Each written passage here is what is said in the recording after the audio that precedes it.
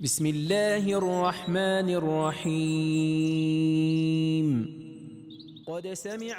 Living the Quran through the Living Quran, an audio-visual translation of Tafsir al-Nur of Sheikh Mohsen Qiraati, translated by Salim Bimji and edited by Arif Huda. Audio version read out by the translator. In this 22-part series, we will be reviewing chapter 58 of the Noble Quran, Surah Al-Mujadilah, the Pleading Woman. Good counsel. O you who believe, if you hold secret counsels, do not hold secret counsels to commit sin, or for urging one another to offensiveness and disobedience to the messenger, but rather hold counsels for godliness and righteousness and piety. Keep from disobedience to Allah and reverence for Him and piety, to whom you will be gathered. Thinking points. The word birr, rendered as righteousness, refers to any good action. And as an example, in Surah Al-Baqarah chapter 2 verse 177, the list of actions of righteousness includes the following, where God says, "Godliness and virtue is not that you should turn your faces in the direction of the east and the west, but he is godly who believes in Allah and the last day, the angels, the book, and the prophets, and gives away of his property with pleasure, although he loves it, to relatives, orphans, the destitute, the wayfarer, and those who have to beg or who need a loan, and for the liberation of slaves, and establishes the prayer and pays their prescribed purifying alms.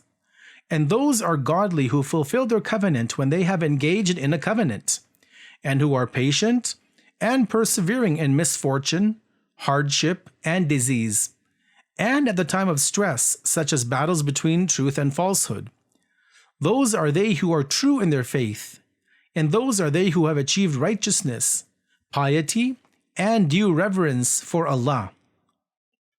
Engaging in secretive conversations while in public gatherings can have various jurisprudential rulings, including the following. Ruling 1. Since the disclosure of secrets, which would be to the detriment of Islam and the Muslims, in such cases, engaging in such secretive conversations is an obligation, it is wajib. Number 2 is where it leads to fear and apprehension in others. In such cases, the secretive conversations are prohibited, haram.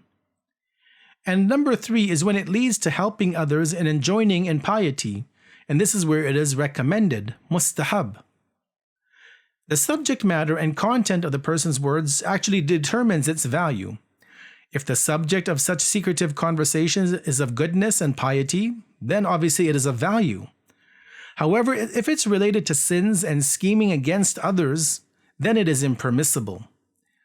Of course, sometimes the content may be good, however, the situation is one in which such conversations should not be held. For example, if while in the presence of a group of believers, two people begin to have a secret conversation and are whispering to each other, excluding the others who are in that gathering, then this is something which is not good. Takeaway messages. 1. The believer is to be respected, and even when it comes to forbidding wrong, nahi anil munkar, we must ensure that we safeguard the honor and dignity of the believer. 2. When it comes to enjoining good and forbidding wrong, amr bil ma'ruf and nahi anil munkar, and guidance and conveyance, we must ensure that we clarify the paths of the truth and falsehood and provide clear examples. 3. Not all speech must be exposed and revealed to others. Sometimes when it comes to enjoining good and forbidding evil, al-amr bil ma'ruf wa nahi anil munkar, we must ensure that we perform it such that it is concealed from the masses. 4. Do not always consider secret conversations as being things in which that which is being said is bad. The individuals engaged in this act may be speaking about good things. 5. Virtue and piety and keeping our eye on the day of return to Allah are methods we can keep in mind to keep away from uttering false words. We will continue in our next discussion with verse number 10.